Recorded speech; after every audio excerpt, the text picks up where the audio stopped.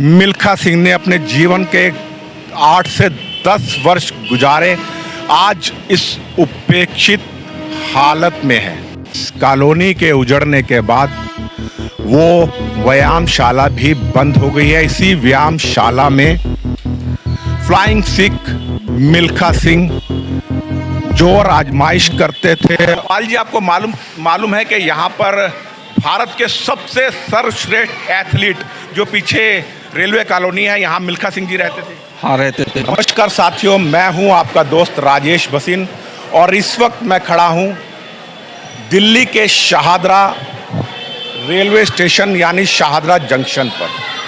बहुत पुराना इतिहास है शाहदरा का, लेकिन मैं आज आपको शाहदरा के बारे में बताने नहीं आया हूँ। आज मैं आपको बताने आया हूँ भारत के सबसे तेज धावक यानी एथलीट मिल्खा सिंह के बारे में, जिन्होंने पाकिस्तान के पार्टीशन के बाद जो यहीं पर रहे और पीछे वो कॉलोनी है जहां मिल्खा सिंह आकर रहे और यहीं से उन्होंने फौज ज्वाइन करी और बाद में देश को ना जाने कितने पदक दिलाए।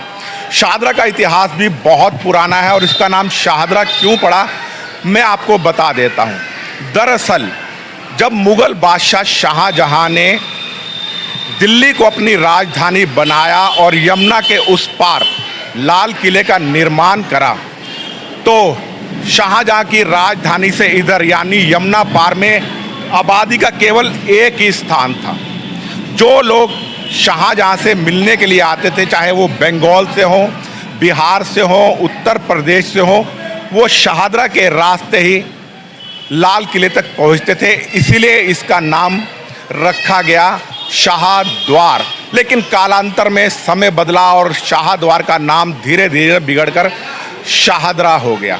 चलिए मैं ले चलता हूं उस जगह पर जहां पर मिल्खा सिंह जी रहते थे। आज वो कॉलोनी यानी रेलवे कॉलोनी उजाड़ हो गई है। अगर आप लोगों ने फिल्म भाग मिल्खा भाग देखी हो तो उस फिल्म में पूरी शूटिंग दिखाई गई है इसी स्थान की।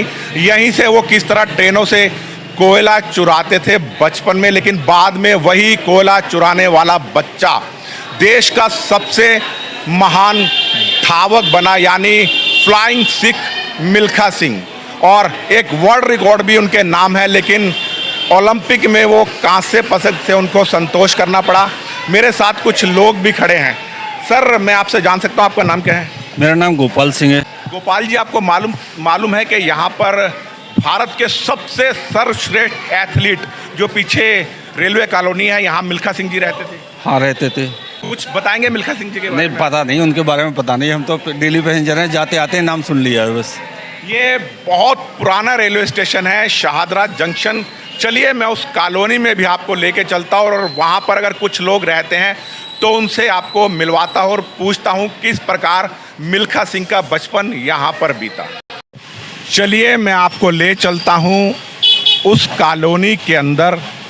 इसे रेलवे कॉलोनी शाहदरा कहते हैं। अब ये जगह आजकल बिल्कुल वीरान है, सुनसान है।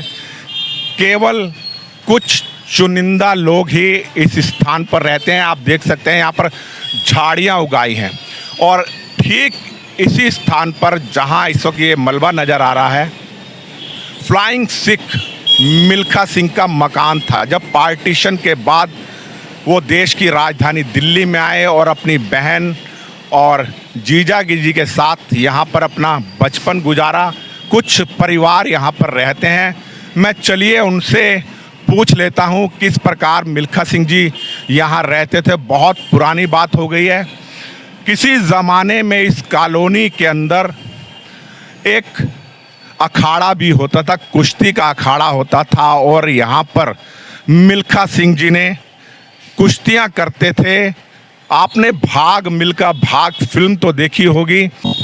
यह देखिए, यहाँ पर किसी समय में एक व्यायामशाला होती थी, लेकिन इस कॉलोनी के उजड़ने के बाद वो व्यायामशाला भी बंद हो गई है। इसी व्यायामशाला में फ्लाइंग सिख मिल्खा सिंह जोर आजमाइश करते थे और यहीं से उन्होंने दौड़ लगाना भी सीखा और सेना में भर्ती होने के बाद उन्होंने बहुत से मेडल देश के नाम किए।